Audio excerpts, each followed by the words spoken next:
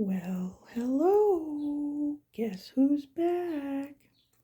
Anyway, I wanted to show you this first. This is just my little table setup for the videos I'm going to do for Easter. And I'll have other little things I'll bring in as I go along. I just wanted to show you that before I put this in its little caddy here. So hold on. I've got to get this in here right the right way and twist it around. Hold on. Takes a minute or so. Wait, I'll put this on the small setting. There we go. Okay. Okay. All right, I'll leave it like that for now. And then I will tell you what's coming up. So I'll just do a little chat first and then I'll get started and I'll show you what I have ready to go. Now, before I get to that, let me, wait a minute, move this a little more.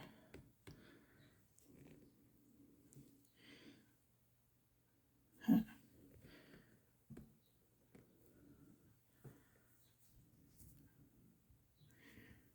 Okay, all right, that'll have to do. I found another channel that I thought would be interesting. I want to share it before I get started, and this is kind of a neat one. This guy is over. It's a guy, and he's over in the UK, and he does a lot of videos in London, but he goes to other places around there as well. And it's sort of like a detective video, channel. Um, has that little Sherlock Holmes flavor, and he goes around and he films things and he kind of exposes a lot of the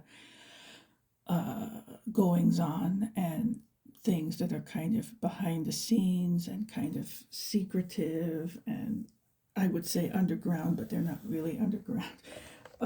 So I'll put this up here, write it down. Okay, it is so okay, like this is in the middle of it. So it's a YouTube channel. It's William, and then there's an S in front. I guess his first name is Sam. Sam William. I don't know. And then there's an ism. So I don't know, but that's what the channel is. If you type that in on YouTube, you'll find his channel, and it's pretty interesting. I mean, it's fun. I like those kinds of things. So there's that. And now on to other items. So I'll move that out. So I hope everybody has been well. And yes, it has been a month. You know, it's been busy, and there are some more busy times coming. So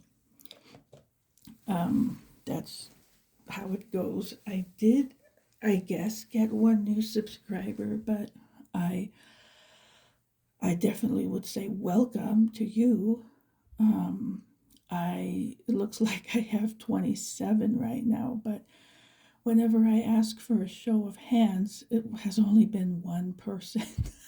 So I know YouTube does funny things, okay? So I can't really invest any kind of confidence in anything, but all right. So enough with that. So as for small talk, I mean, things are pretty okay. My health is pretty okay, and we had sort of a short little winter, not bad at all, and we are getting an early spring, so it's lovely.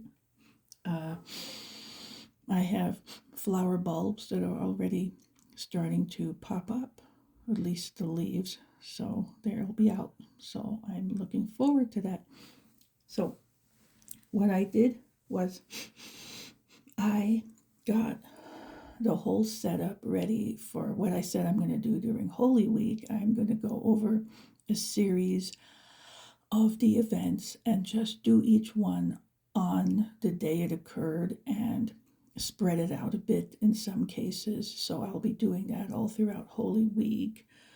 Palm Sunday, well, the weekend of Palm Sunday through the weekend of Easter Sunday, I'll be doing that, and I'll start a few days early because I have a lot of material to go over for the videos, and I have some other material that's sort of in anticipation kind of material, so I'll talk about that. I had like 20, I have about 20 or more of these, I'll call them lessons, ready to go for that time. But I'm going to start early. I'm going to start today even, but I just want to give you an idea of what I have.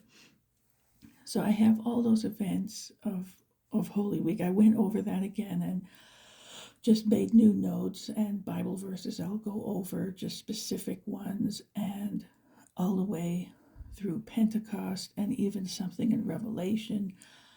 So I'll go over that, and I started it right at the time before, like around the time when they anoint Jesus and he raises Lazarus. So around that time is where it starts, and it goes all the way through that time. So that's what I have ready. And then I have, before I go through that, like one of the prep lessons is I'm going to go over all that stuff about the biblical feasts, in particular the spring feasts, the 4 of those. And I'll read over that, and I'm going to just show you as we go over these things how it relates and how the prophecy is fulfilled exactly and all that kind of stuff. So that's what's coming up.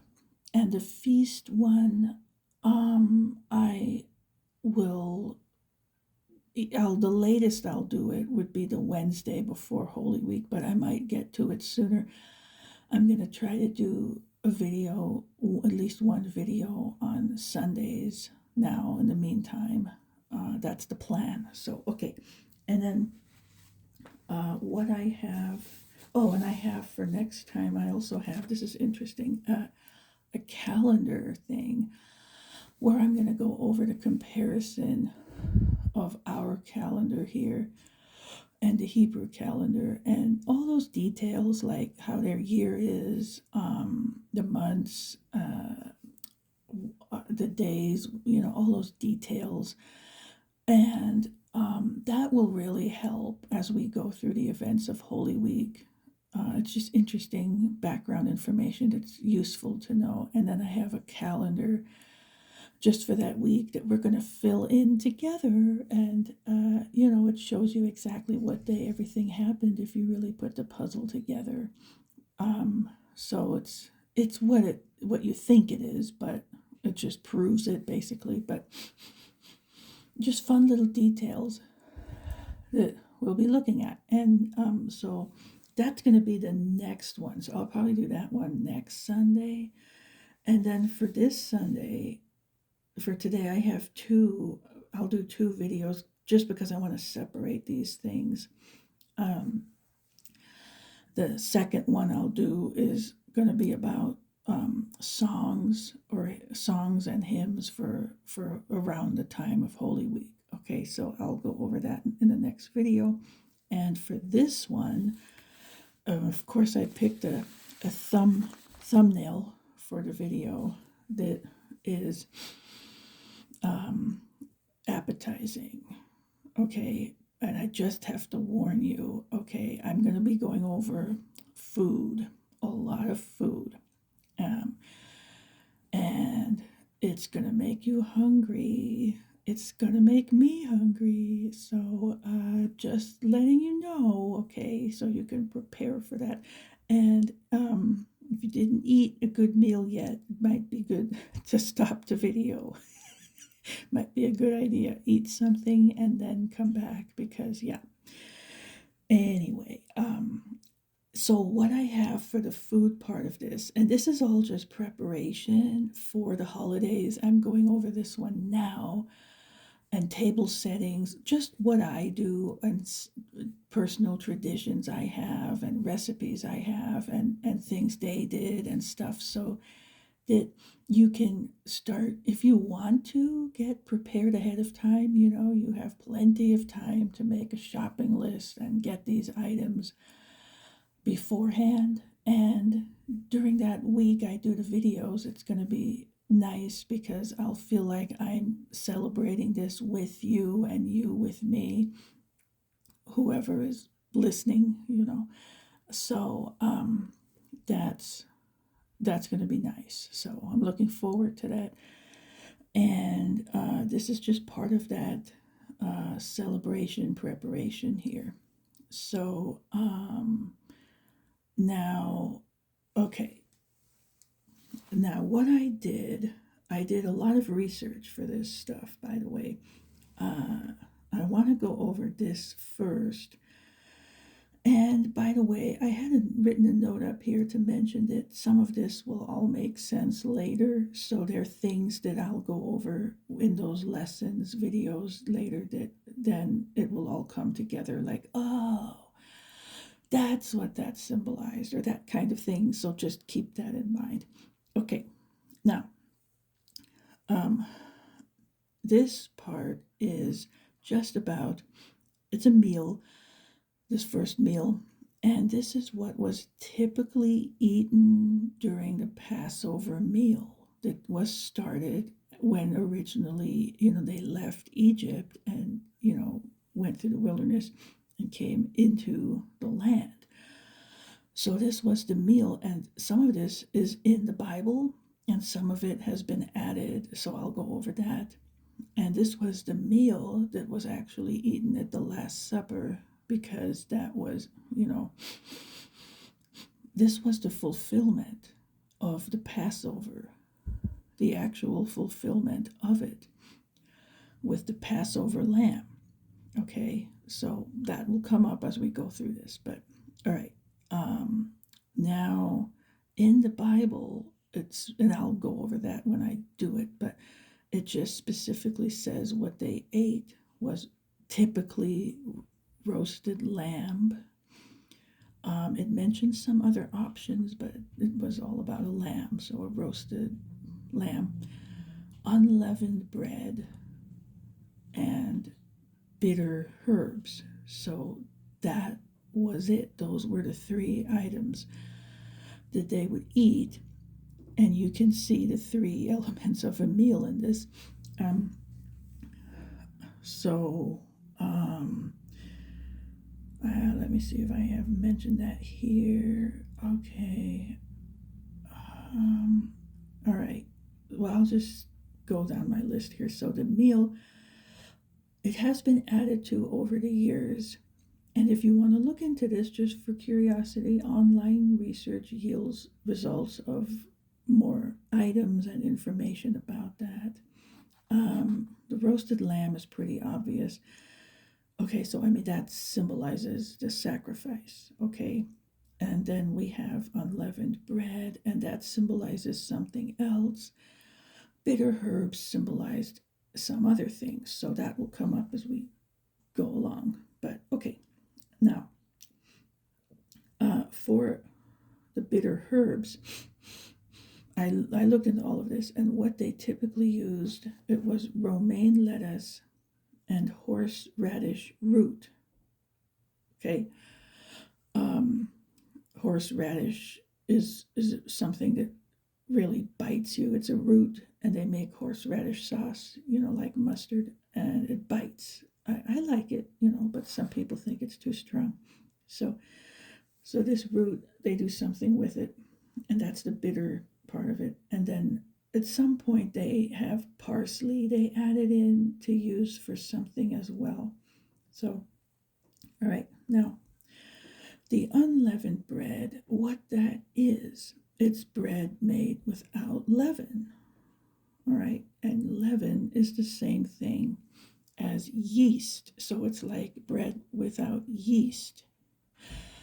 what that is, it's a very flat, heavy kind of bread. It's not like light and fluffy. It doesn't rise because it has no yeast, so it's kind of a little hard. Okay, so what they used included wheat, water, and optionally olive oil, salt, and herbs. Those were all optional things. Okay, then matzo crackers came in, and that was a typical thing used, and that's unleavened bread, in a cracker form. Then there's something called matzo balls, and these are also used, and these are they're dumplings made out of matzo meal. So same idea, it's just a dumpling form. And I have made matzo balls in my life a lot of times before, and they're pretty good. I mean, it's sort of like potato dumplings, which I've also made, but these are just made from that matzo meal. And in any of these, what I like to do, I like to add little goodies inside. Like I tend to saute onions in olive oil, and I might add some fresh parsley, little bits of parsley, maybe a pressed garlic, maybe some diced mushroom, and just saute all this in olive oil.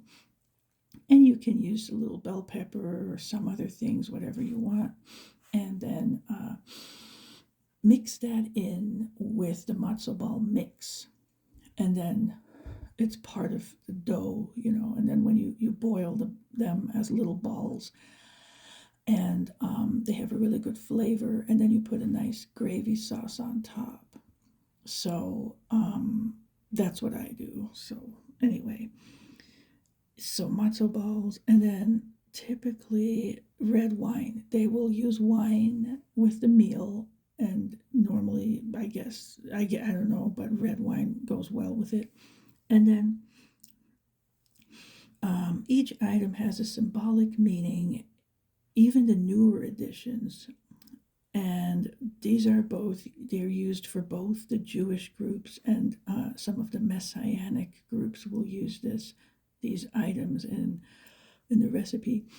And if you want to find out more about that kind of a meal, I just suggest research this online, you know, for interest's sake, for curiosity's sake. It's interesting. So anyway, that's the meal that was typically eaten for Passover. And the lamb had to be roasted. It couldn't be boiled or made in any other way. It had to be roasted lamb. Okay. Um, it doesn't mention any kind of gravy.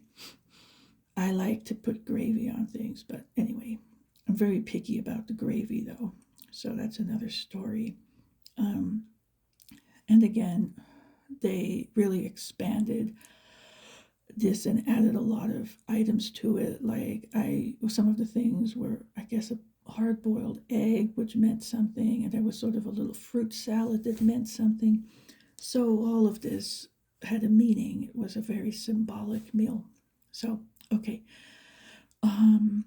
sometimes I'll do something like this earlier in the week, maybe on Thursday, and then later I'll do the Easter meal on Sunday. Or sometimes I do it on Saturday, depending, how long the leftovers will last. Anyway, that's Thursday. And then Friday, typically, we have a communion service on Good Friday. So it's just involving wine, red wine, and some kind of crackers, so it's supposed to be unleavened.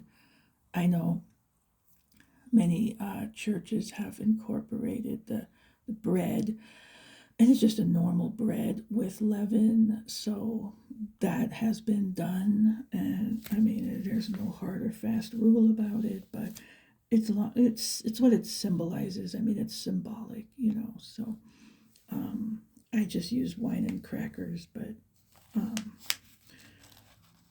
sometimes maybe they don't have that available. But anyway, I'll talk more about what the unleavened bread symbolized as we go through this. Okay. Now, um, I also have this sitting in the middle of it all before I go on with recipes. I want to talk about table settings. I always do this, it's part of the festivity, I mean, I'm commemorating something, I'm celebrating something. I want to have a certain amount of reverence for these things that way as well. So, a table setting is one of the things I do for that.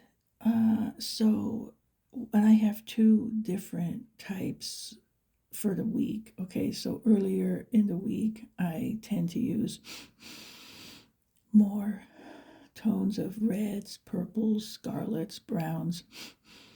And then later in the week, Saturday or something, I'll have, for Easter, I'll have lighter colors, pastels, white, pinks, different tones like that to just reflect the season respectively. And then even before that, like on Palm Sunday weekend, I don't do this every year, it depends. I used to live in a place where palm trees grew all over the place, and now I live in a place where you can't find a palm tree within probably hundreds of miles. uh, you can get some uh, fake palm branches if you want to do this. I've even done that. But anyway, or you can just have a nice little visual of some kind. Another thing I do sometimes is print things out on the internet just to hang them up for a while on a paper, and it's just a nice visual representation. So anyway, however, if you want to do this, you can have palm branches for Palm Sunday. And then what I do is I have Easter lilies for Easter Sunday, and I always put some kind of pink flowers in there as well. It just goes well with the colors. And I always get some taper candles, white ones or pink or some other pastel color. I get a white or pale pink fancy tablecloth or another pastel color. Those old ones. You can't really find them now, but back in the olden days, they had this all the time. Those fancy tablecloths. And they would have embroidered edges or embroidered flowers kind of in the corners or in the middle, that kind of thing. So, something like that. Now they have table runners that I think is a newer thing. So, it can be just, a fancy table runner too over a white tablecloth. I tend to get fancy napkins if possible. Um, and then anything festive that you think would be appropriate. So it's just fun to do this. You set the table. That's part of the festivity.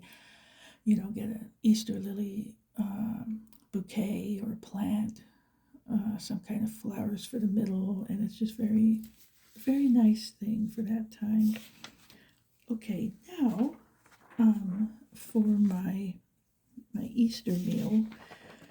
And I'm going to have some breakfast items I'll bring up after this. I just want to do the Easter dinner meal first, the Sunday dinner. And this is really my own personal tradition that I started. It wasn't handed down to me. And it's my own recipe for my own, version of the feast. And many times, people will have things they'll do, like they'll tend to do a ham, and I don't eat ham. So anyway, there are all kinds of things they eat that I don't like. So so I have my own thing, and believe it or not, it's actually in the Bible on Easter Sunday, and this has slipped past so many people. So keep your seatbelt on.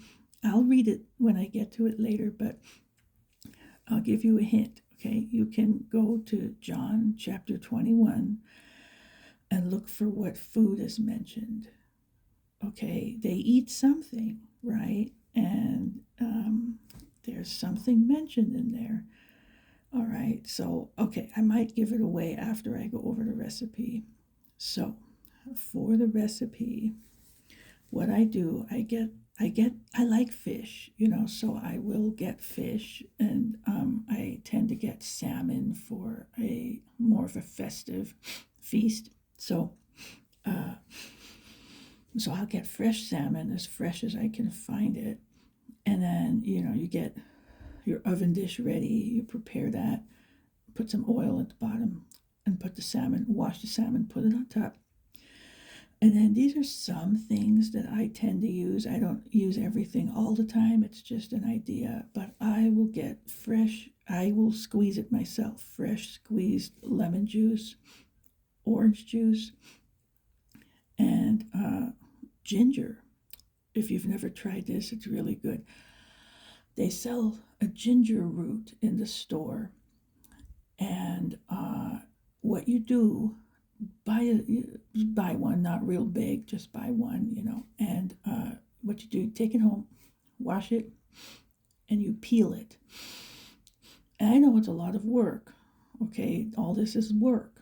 So, all right, you peel it, and then you grind it into just ground ginger. And then you take handfuls or whatever bits of it, and you squeeze the juice out of it into a bowl. And you do that with, just all the ginger root. Do that with it. And it won't yield a whole lot, but it'll be enough.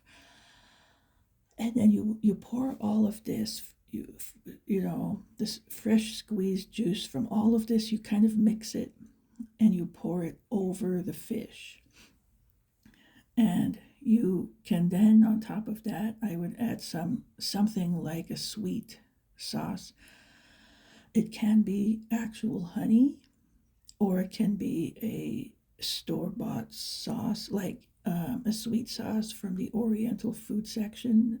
You can do that. It's easy. There are a lot of good ones. Some of the ones I use, it's a sweet chili sauce. They also have sweet and sour sauce. They have an orange sauce, and they have a plum sauce. And these are all depending on what's available in your area, but you can usually find something like that. It just, it shouldn't be salty, not too spicy, and not sour. Okay, so kind of sweet, something like that. If you know of another option, that's fine. Anyway, you put that on top next, on top of the fish. Um, I wouldn't put a lot of spices because it tends to really change the flavor. There's some things that might work, but anyway, there's a ginger spice. There's also, if it's something kind of on the sweet side, it would work. But okay. Next, you can dice vegetables. Oh, and you can use the juice of other fruits. Like sometimes I'll use pineapple or mango, something like that. But, then I dice vegetables. I tend to get sweet onions and red bell peppers and dice them and just sprinkle them on top of the fish. And the juice will go in. It will all go in, when you bake it. So that's what you do with the fish. You just prepare the fish. And I'll get to the baking part of it in a minute. But another item I do often is what I call cheesy oven roasted potatoes with onion and spices. So here we have a list of instructions. So obviously you buy the items. Okay, so number one, you wash the potatoes, you peel the potatoes, and you cut the potatoes into chunks. Okay, not too small, not too big, just kind of medium sized, like they'd fit on a tablespoon well. Okay, and then two is you put the potatoes in water and you boil them, but not until they're too soft. Just kind of, they're almost soft. Like, not so you could make mashed potatoes, but they're kind of soft enough you could put a knife through the middle, but not easily. Kind of, you could get it through, but not real easy, okay? So if you know what I mean. Okay, 3, and it doesn't matter if it's exact, okay? It's just the ideal here. 3 is you get some kind of oil. It can be olive oil, whatever vegetable oil, and okay, I should mention this first.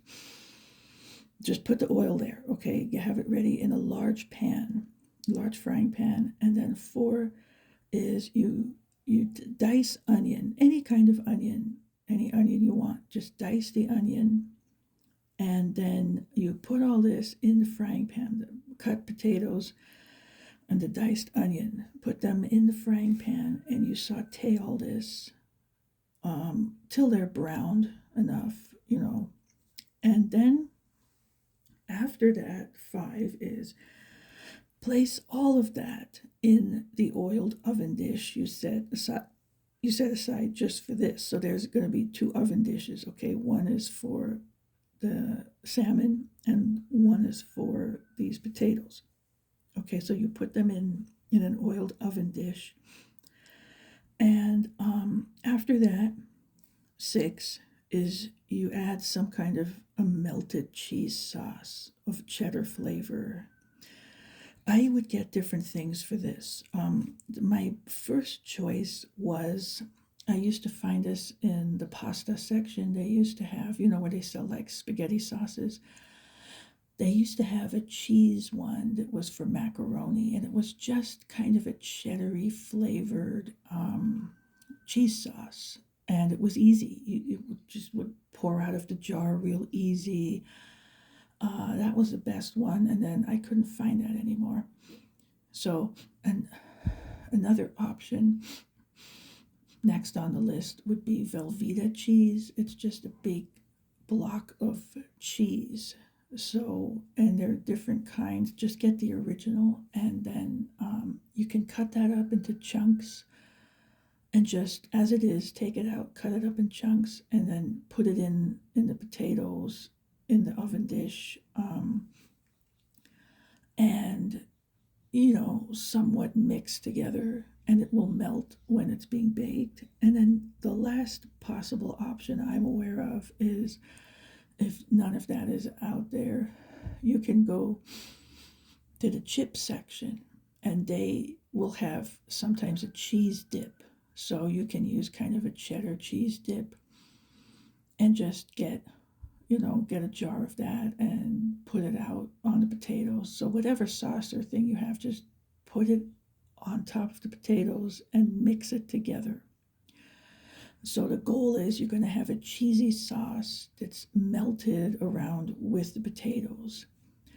I don't tend to use just regular grated cheese, because when it melts, it's just kind of, the texture is different than this. This is a smooth, creamy sauce, and that won't produce the same result. So, I mean, it's a taste thing, do what you want, but that's what I do. It's a cheesy sauce, okay? So then you add that on top, and then next step 7. So there are 2 oven dishes. So you put both oven dishes in the oven at the same time, and you can bake them at about 425 or so. It can be a little more, depending on the altitude. That makes somewhat of a difference. And for about 45 minutes, and you have to monitor them as needed. So when I think the fish is done, it's a little brown around on the outside, and the edges of the oven dish will have that kind of a sauce over everything, so the edges will be a little browned. But then cut the fish open, it's okay. Just cut it open. Make sure it's done inside enough, otherwise put it back in. You're going to cut it anyway when you eat it. So, then it will cook faster once it's cut. And then bake it for whatever time it's needed, whatever amount of time more, maybe 10 more minutes, depends. Okay. Um, then, so we have the fish, we have the potatoes. Next, what I tend to do is Brussels sprouts. It seems to go really well with it. So get your Brussels sprouts. Of course, wash them. I just cut off the ends, those hard stubs at the end, and then drop them in a pot of water and boil them for about 15 to 20 minutes. Um, you know, if they're not enough, it's not good. And if they're too much, the flavor tends to go. When you boil them for about that long, they have such a wonderful and unique flavor. I just love that. So Brussels sprouts, I mean, it's whatever you want, but that's what I do. And then when they're done, I put them on the plate where I'm going to serve, the food on that person's plate. I mean, that's how I do it. And then you cut the Brussels sprouts in half, okay? Have the flat half facing up. And then I add some salt, pepper, and butter on top. And it will melt over them, and that's really good. So when the whole meal is ready, I put all that on, and that's the last thing I do. So, and you can serve this with a dinner roll. We usually have biscuits with butter. If you go to the biscuit area in your store and buy like those flaky biscuits, and they have a honey butter flavor that's really good. That and then with butter, so that's really good. And then you can have pink champagne with it if you do that. Otherwise, whatever nice, beverage of your choice. And then for dessert, I do several things. Sometimes I just order an Easter cake made. Um, and sometimes I make one. So when I make one, I tend to make a strawberry cake.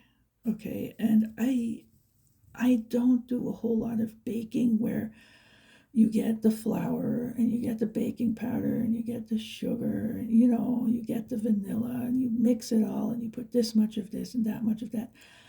I do it once in a while depending on certain recipe I want, but if I'm just going to do a cake, I just get the cake stuff ready to go, like I make it. So what I do, I get a little can of pink strawberry frosting, a box of strawberry cake mix, and here you can get it where you don't have to add anything, not even an egg. It's ready to go. And and what I do when I mix it, instead of it'll tell you water, but I put milk in. And another option is just half water and then the other half, or a little less, half and half. And it's milky, it's creamy, and the flavor is much better than just with water. It's more strawberry and cream type of flavor. And then, so I have that and bake it, follow the instructions. And then I will slice fresh strawberries, just cut them and skinny little slices. You can get strawberry gel or strawberry jam and make that the inside filling. If you do 2 layers, you can put that in the middle. And then you can add the slices of berries on top. And so, I just use 2 separate round baking pans and then bake, and it bakes faster then. And then you put one on a plate, and then you add these items, the jelly and the strawberries, and then you put the other layer of cake on top. And then I add the frosting. Once it's cooled, I add the strawberry frosting on top. And then on top of that, I add some more slices of strawberries. Some things I've done sometimes is you can be creative, and I would put the strawberry slices in the shape of a rose. the little ones and then the bigger ones, on the bottom. Or you can make a butterfly, just some interesting things you can do. Um, I don't know. Well, I'll get to that. But okay, so once you've done that, and then you can have some kind of a whipped cream if you want, and kind of put it around the edge or put it in the middle or something. You can do that as well. So that's my strawberry cake. And then um, let me see. Next is this stuff. Okay. And if I order a cake, like they tend to ask me, one time I said, I want to order an Easter cake. And then they asked me if I wanted it to say anything. And I mean, you can have it say Happy Easter, but I mean, it's really Resurrection Sunday, and anyway, you can do that. But when it comes to decorations, I'm kind of like sensitive. Like, I'll give you an example, okay? um, like, there are things that if they just put flowers on, okay, but, you know, what do you really want to, because you have to think of this, you're going to be cutting into it, okay? I don't know about you, but I'm sensitive. So I'll give you an example. I have seen one store where, they have a bakery at the side and you can order like a birthday cake or something like this, and they had an example of what they do. And one example was, like, let's say a girl has a birthday and they had the ability to take a photograph of her face and superimpose it onto the top of the cake and say happy birthday whoever and maybe their age, and then they have a nice little border trim around, and that's all well and lovely. But then what are you going to do when you cut the cake, right? You're going to have to cut right into your little girl's face. I mean, I would not be one for that sort of thing, okay? Just so you know, in case you ever wondered. With all the stuff that's going on now. Yeah, no, that's I'm the opposite type. Okay, none of that. I don't even want to think about cutting into a picture of a person that I don't even know. Okay, like that's me. But you know, this is the kind of thing. Like I'm thinking, you can put all these wonderful things on there. You can put doves, a cross, whatever. But then you're going to cut into it. And I mean, even if you don't cut right down the middle of a thing, many times these things are so big, somewhere along the line, you're going to have to cut. And then, even if it's like you can get this whole dove on a small piece of cake, but then you're going to eat it and you're going to cut into it that way. So, still, it's not even necessary. Like, we know what it's for, So, I might tell them to just put some Easter lilies and some pink tulips or something like that on, whatever. That's okay. I can handle that. I just close my eyes. No, I'm just kidding. Anyway, so that's the thing with the cakes. Okay, so like I'll put certain things on, but I just don't put things on where I'm going to cut into them. Another example, you're probably going to laugh too, is where I used to live. They had a lot more stores, and they had one of those big stores that has arts and crafts, and uh, it was Christian owned, and they had all kinds of things for holidays, um, party supplies, and stuff like that. So I went in there looking for Easter napkins one year, and then so they had napkins, and they had one pattern, and it had like spring flowers, and it had kind of a gold border, and then one set was just like that, and the other set, it included something about like where Jesus says, I'm the resurrection and the life, and all that. And I forgot if there was a picture, any of that. And I thought I would love to buy those, but I would only want to hang them up on the wall. I wouldn't want to use them in a way to wipe my mouth on them or some stuff like that. So I thought, well, you know, I don't know, I'm just sensitive, so I'm just saying, there are options like that. You might want to think about what's going to happen with this item later. Like to me, that in a way could be desecrating what you believe in. I mean, I'm not saying it's that, but you know, some people are just sensitive like me. That's it. That's all I'm going to say. Okay. So you just consider that when you get everything ready, get it all together. Okay, now next thing is the breakfast items. Okay, so I told you you better come with a full stomach or you're going to be in trouble. Okay, breakfast. Okay, now, and this is another little tip. What I do typically, I'll make all this on Saturday, and then it's just, we'll eat, but we'll eat it on Sunday and then onward from there. But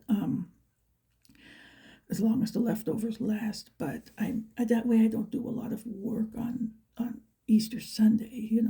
It's more of a day to enjoy and celebrate. But anyway, so I make all this.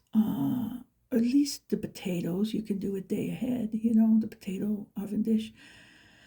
And I suggest make a lot of all of this, and then you just eat for several days. But now the breakfast, and this way it's ready to go if you want to do this for breakfast on Easter Sunday. This is an egg and potato casserole. So one is it depends on your family size, or if it's just you, how much of this you might want to eat over a few days. So you just have to do those calculations. I didn't put specific amounts in here. So I just said beat enough eggs. Okay, so count out your eggs you want. Do the thing where you put the eggs in a bowl, raw eggs, and beat them. Beat them well. And a little trick I tend, depending on what eggs I make, I tend to add things into the batter, the egg batter. If I'm making a vegetable thing, I'll put the vegetables in at that point, whatever the vegetables are. And another one you can do is, and if I make pancakes, I do that too. Like I'll put fruits in the batter before I fry these things, and the flavor just blends really well in there. Okay, but in this case, I just have add creamer. Okay, this turns out really good. Like with quiche, you tend to add creamer, and it just makes it different, So add some creamer, enough where it's somewhat creamy, and then you pour that mix as it is into, of course, an oiled oven dish, but only so it's about halfway full. So you have to calculate, the size of all this, so this will work out. Then you take the potato dish, that cheesy oven roasted potato dish, take some of that and add it to the egg mix that's already in the oven dish for this casserole, and you mix it up. I would say about half and half, so it's either half eggs and half potato mix, or it's less potatoes than eggs, a little less, maybe a third, something like that. And so mix it up. And then on top of that, add salt and pepper. You can add other spices. You can add some more grated cheese if you want. I would suggest something like Monterey Jack cheese, grated very fine, something like that, or Parmesan even. And then just sprinkle that on if you want. Add that on top. Sprinkle whatever you want on top. You could put green onions, anything. Then bake this thing about at 350 for about 40 minutes, maybe half an hour. Just check it to make sure it doesn't get overdone, and it's done when the top is kind of golden brown. And this is another thing that goes real well with fresh biscuits and butter. Okay, and these are all just my recipes, and I tend to do the breakfast around that time with what I do. See, I drink coffee sometimes, and I love flavored coffee. So this is just what I do. My favorite flavor of flavored coffee is chocolate raspberry. Oh, that is so good. If you can't find that in a store near you, you can order it on the internet. And you don't want to miss this, okay? I recommend this for your bucket list, okay, if you haven't had this yet. So get get that. This is what I do, okay? And then I just put half and half creamer in. That's it. That's me. I don't put sugar in. I don't put flavored creamer. They have a ton of sugar. It's not good for you. So just this flavored coffee in a coffee maker. I have a drip coffee maker, and you can make, it's not those little containers, okay? You make as much as you want, and it runs through, the old fashioned way. And then I add half and half, and that's it. And this is so good. And you can have like the cake kind of a thing for breakfast as well with this coffee, or with dessert, that coffee, or the wine or the champagne. Okay, so all right, so that's me. This is what I do. So I'm just sharing this. So if you want to do this, we can kind of do this together. If you want to do some variation on this, you have your own idea, wonderful. I'm just putting ideas out there. And if you have ideas like this or traditions, then I would love that you would share that in the comment section. I might even try that this year. Okay, so all right, one more item for food is this fast forwards all the way to Pentecost, and I'll talk about that at the end of the videos I'm going to do later. But what I do for that, I do a feast, similar kind of thing, to celebrate Pentecost, but I make a fruit cake for dessert, a mixed fruit cake, and this symbolizes something as well. It symbolizes the fruits of the Holy Spirit, because that was all about the Holy Spirit. Okay, so if you want to know about that, it's in Galatians 5, verses 22 to 23. So that's just what I do.